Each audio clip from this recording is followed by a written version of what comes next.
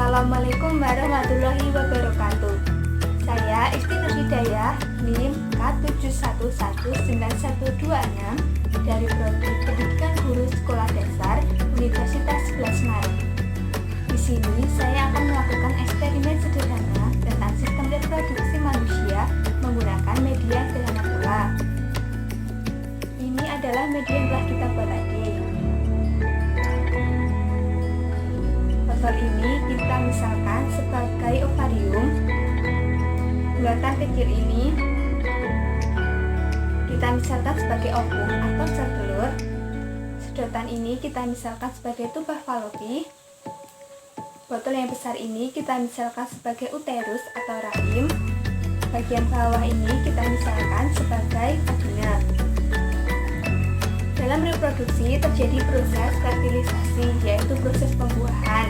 Proses pembuahan adalah proses meleburnya sel sperma dan sel telur, kemudian menjadi zigot yang didahului oleh peristiwa kopulasi. Sebelum proses pembuahan, sel telur yang telah matang akan keluar dari ovarium yang disebut dengan proses ovulasi. Sel telur yang telah matang tadi akan menuju tuba Fallopi.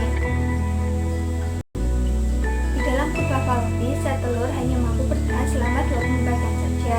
Apabila sel telur tidak dibuahi, maka sel telur tersebut akan rusak atau hancur, kemudian akan menuju ke rahim. Di dalam rahim ini terdapat dinding rahim. Ketika sel telur hancur, maka dinding rahim tidak bekerja dan kemudian luruhnya dinding rahim dan rusaknya sel telur secara bersamaan mengakibatkan darah keluar yang disebut dengan darah menstruasi atau haid. Kemudian apabila sel telur yang berada di tuba Fallopi dibuahi oleh sperma, sel sperma